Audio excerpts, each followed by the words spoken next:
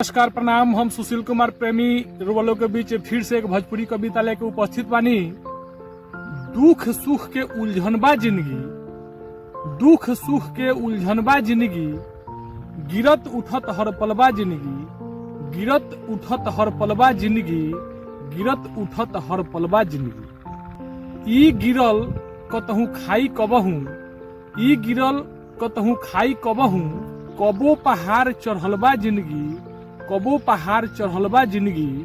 चले जिलेबी नियन हमेशा, चले जिलेबी नियन हमेशा, लागे कहे सुलझलबा जिंदगी, लागे कहे सुलझलबा जिंदगी। परमारथ के काम करी कुछ, परमारथ के काम करी कुछ, सभे के छोट मिललबा जिंदगी, सभे के छोट मिललबा जिंदगी। सोचल कबहू ना होखेला, सोचल कबहू ना होखेला, कैसन ई जंगलबा जिंदगी, कैसन ई जंगलबा जिंदगी।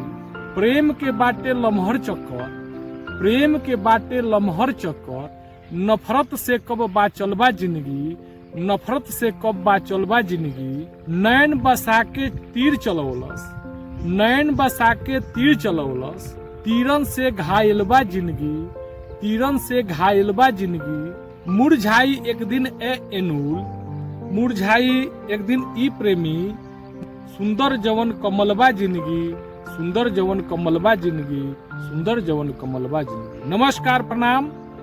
ई कविता कैसा लागल रुआ लोग यूट्यूब चैनल सुशील कुमार प्रेमी ऑफिशियल पर जाई, देखी।